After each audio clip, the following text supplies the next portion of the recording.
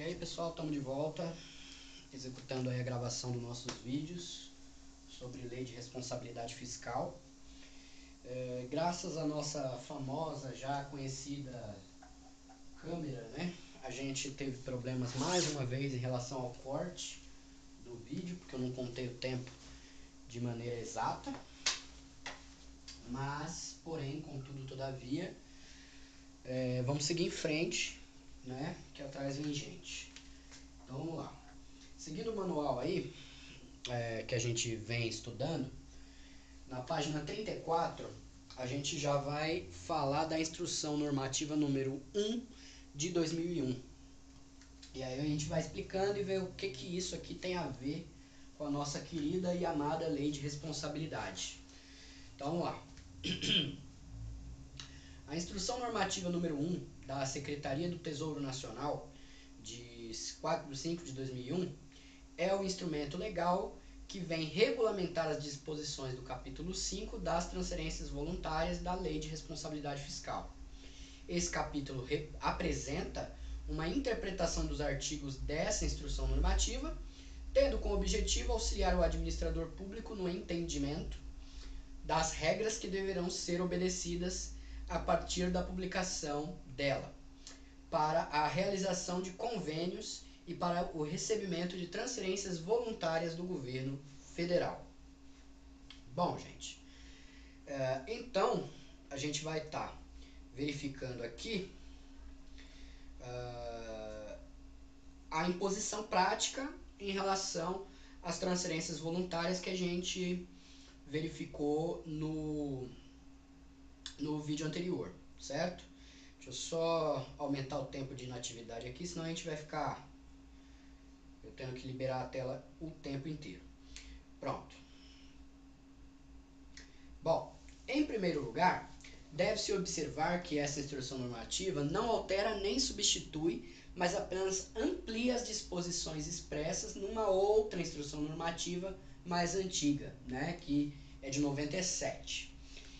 Enquanto a instrução de 2001 vem disciplinar o cumprimento das exigências de transferências voluntárias, a partir da Lei de Responsabilidade, a de 97 trata de forma mais ampla da celebração de convênios de natureza financeira e que tenham por objetivo a execução de projetos ou realização de eventos.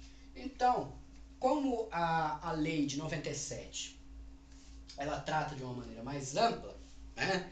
Ela fala aqui em realização de projetos, na execução de projetos ou eventos. É uma coisa mais, eu ia falar para vocês mais geral, mas não é nem tanto geral, é uma perspectiva em relação a projetos específicos, a eventos, né, que, por exemplo, a prefeitura pode estar executando e solicitando um apoio financeiro do governo federal. Já no que diz respeito à de 2001, ela trata das disciplinar o cumprimento das transferências voluntárias, né? Disciplinar o que é exigido a ser cumprido para que se execute ali dentro da lei, dentro das normas, uma transferência voluntária de recursos, não necessariamente destinada para algum tipo de projeto ou evento, mas sim, por exemplo, para a execução de alguma obra pública ou coisa nesse sentido. Bom, além da observação das disposições na instrução de 97, a contratação e a liberação de transferências voluntárias deverá, a partir de agora, observar o disposto na Lei de Responsabilidade, também a Lei de Diretrizes Orçamentárias, que é aquela que faz a linkagem, né, entre o PPA e a LOA, certo? Que a gente já falou anteriormente, relativas aos exercícios em que ocorrerem formalização dos convênios e a efetiva utilização dos recursos, bem como disposto em outros diplomas legais. Neste sentido, deve-se observar principalmente a Constituição, seja federal ou estadual, o Código Tributário Nacional e a Lei 10.028 de 2000, a chamada Lei de Crimes. Observar as disposições na lei de responsabilidade significa atender em primeiro lugar às determinações prescritas no artigo 25 da Lei de Responsabilidade Fiscal. Além disso, o administrador público deve observar as punições fiscais que implicam no cancelamento das transferências voluntárias, tanto na contratação quanto nas liberações de convênios já contratados. Essas punições referem-se ao descumprimento dos artigos da Lei de Responsabilidade, que são estes. Artigo 11, não realizar a instituição previsão e efetiva arrecadação de todos os tributos de sua competência. Então, para você receber uma transferência voluntária, primeiro, você não pode deixar de prever e efetivamente cobrar o seu próprio tributo. Então, para você receber uma transferência voluntária, um dinheiro de fora, de outro organismo institucional, você tem que primeiro não deixar de cobrar, né, de cobrar o seu tributo já atribuído por lei, constitucionalmente. Artigo 23 também tem que ser respeitado para se manter a transferência voluntária, que é deixar de ordenar ou de promover na forma e nos prazos da lei execução de medida para redução de despesa total com o pessoal que houver excedido o limite máximo. Lembra que a gente falou daquela exceção de limite máximo com gastos com o pessoal? Então, se você passou, está no excedente, para você poder receber aquela transferência voluntária ou manter, você tem que comprovar que você fez o dever de casa primeiro. Primeiro você corta as suas despesas, para depois você receber uma transferência voluntária. O artigo 31, estar acima do limite das dívidas consolidada ou mobiliária e operações de crédito. Eu não entendi muito bem, né? Consolidado, mobiliário, blá, blá, blá. Bom, vamos para o próximo. Artigo 33. Deixar de promover ou de ordenar o cancelamento, amortização ou constituição de reserva para anular os efeitos de eventual operação de crédito realizada com a inobservância de limite, condição ou montante.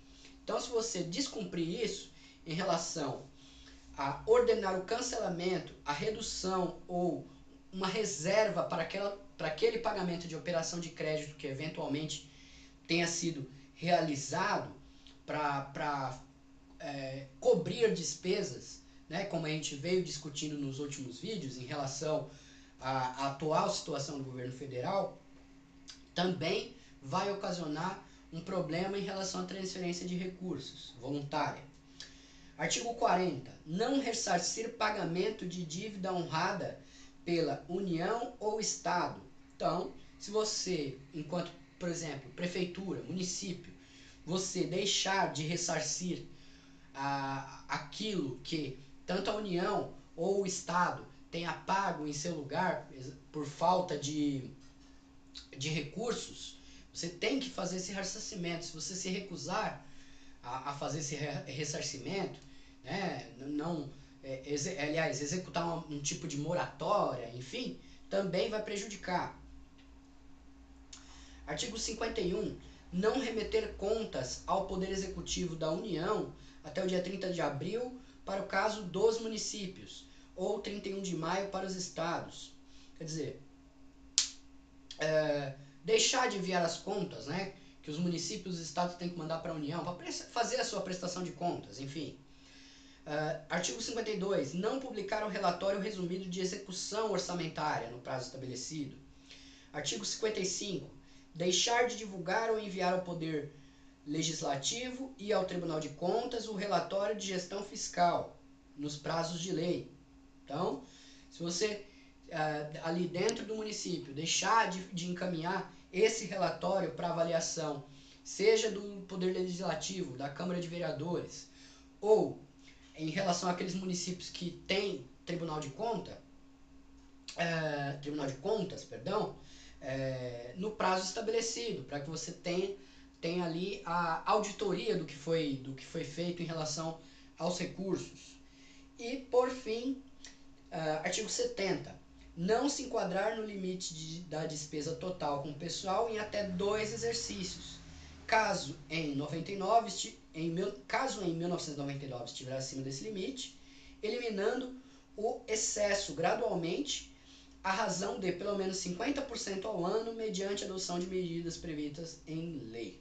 Então, se houver aquele problema lá em relação a excesso de gasto com o pessoal e você não conseguir resolver isso em 2 exercícios fiscais, né,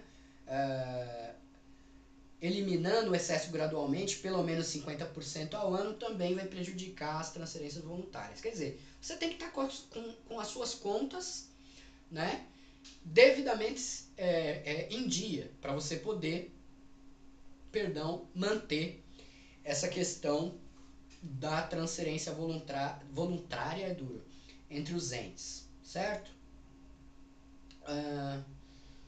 Bom, eu não vou me estender muito nisso aqui não, porque tem muito meandro aqui de parágrafo, de lei e tal, e a nossa intenção aqui é entender a lei de responsabilidade para o estudo, né, para a prova. Bom, capítulo não, né, item 7.2, página 39, análise quantitativa das transferências voluntárias. Os quadros a seguir, né, falam... Bom, esquece. Esse negócio de quadro aqui que está falando, eu não vou entrar. Bom.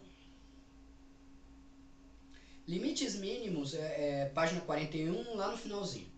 Limites mínimos de gastos com educação e saúde. Isso é importante para a gente saber. A Lei de Responsabilidade Fiscal, no seu artigo 25, estabelece condições para o recebimento de transferências voluntárias da União ou do Estado, compreendidos nesse conceito os recursos correntes ou de capital entregues, a título de cooperação, auxílio ou assistência financeira, que não decorram de determinação constitucional legal ou destinados ao Sistema Único de Saúde, porque senão não seria voluntário.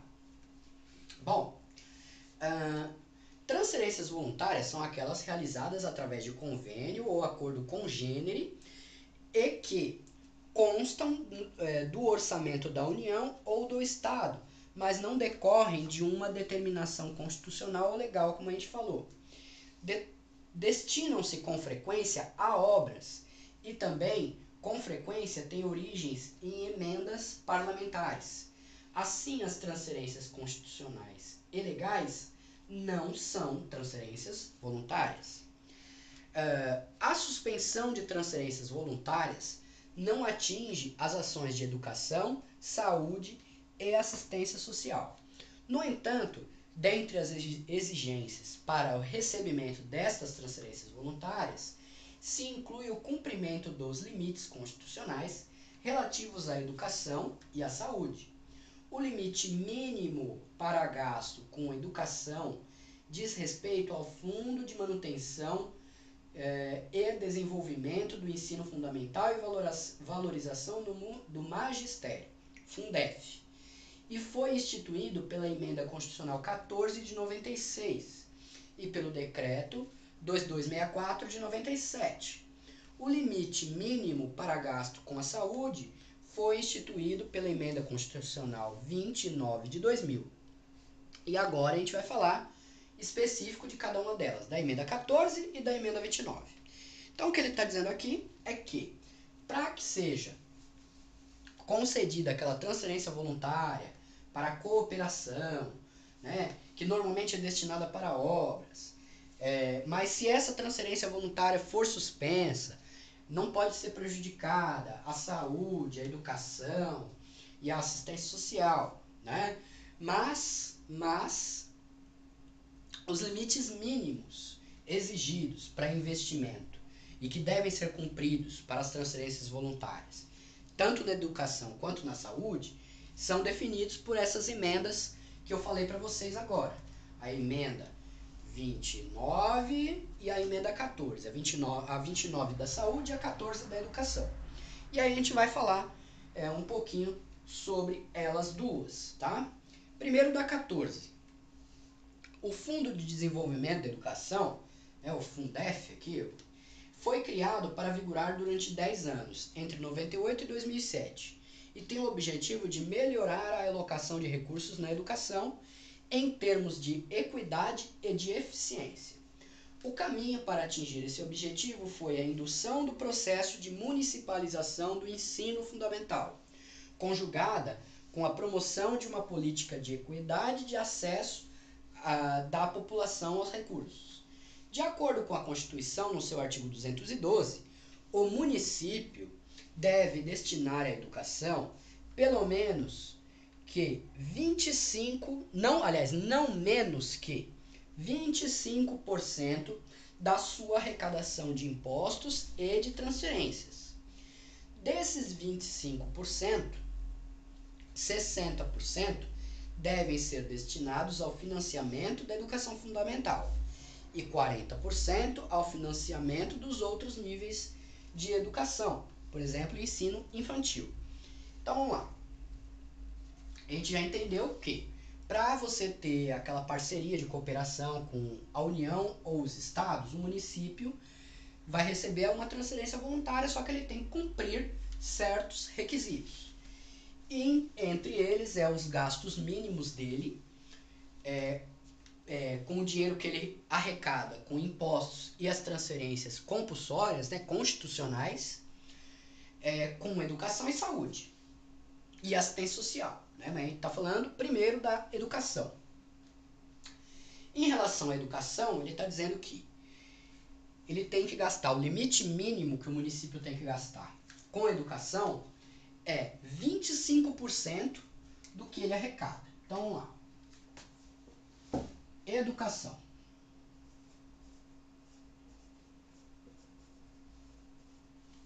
Ele tem que gastar do que ele arrecada com impostos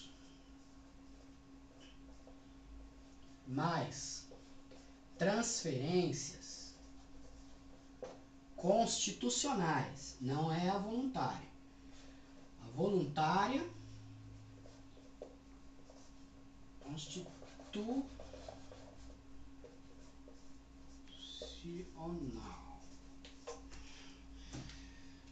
Ele tem que gastar 25% do que ele arrecada.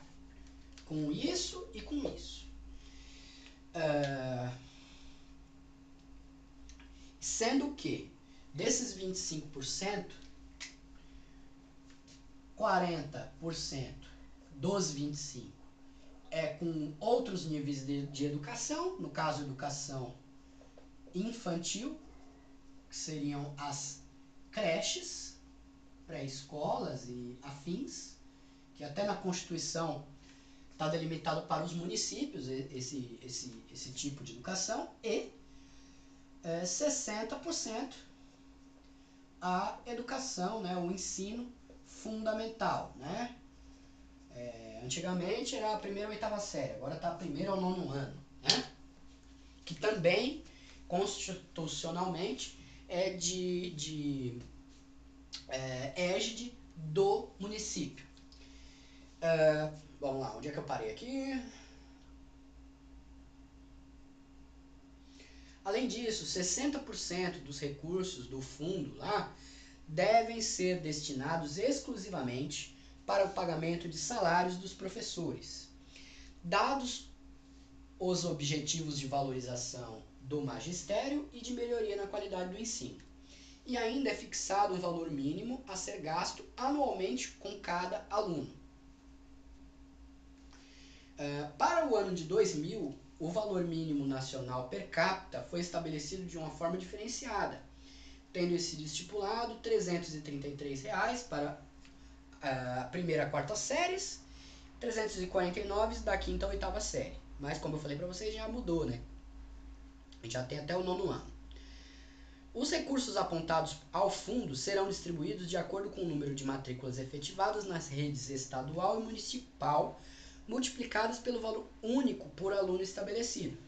Se os valores por aluno forem mais elevados na rede estadual em relação à municipal, haverá uma redistribuição de recursos da primeira para a segunda.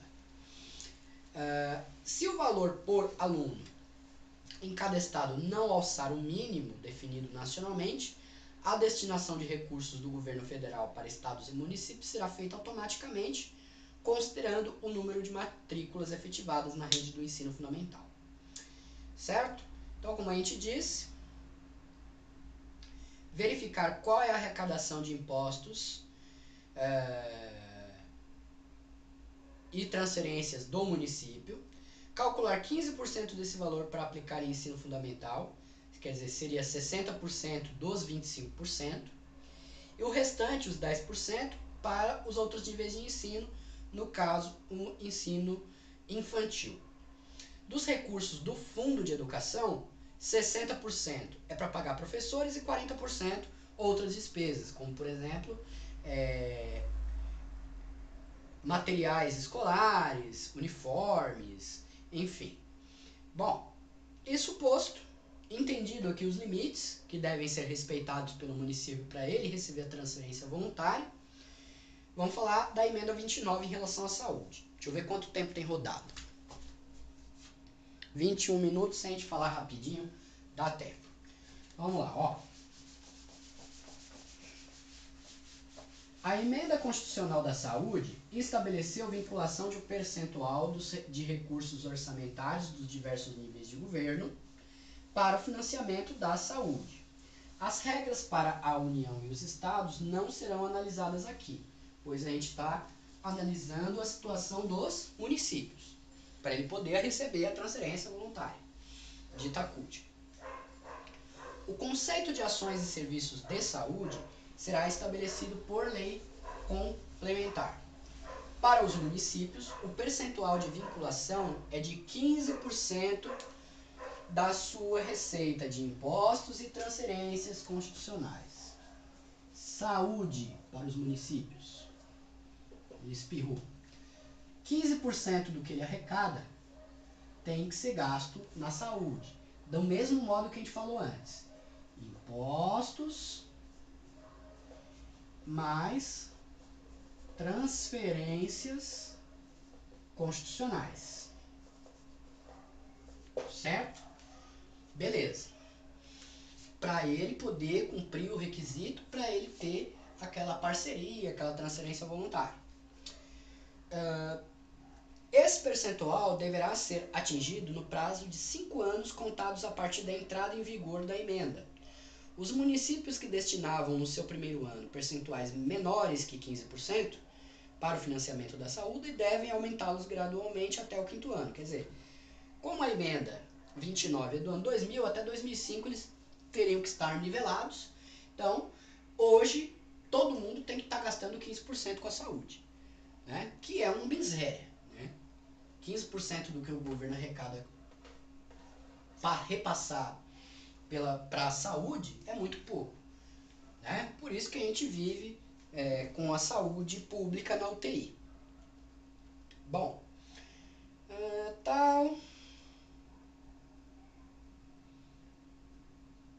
Bom, e aqui tem mais um detalhamento, como a gente viu anteriormente na página 42 em relação à educação. Aí tem mais uma tabelinha. Bom, próximo vídeo a gente vai falar de dívida e endividamento público e também de destinação de recursos para o setor privado, que também está preconizado aí na nossa lei de responsabilidade que a gente está estudando. Então, até já!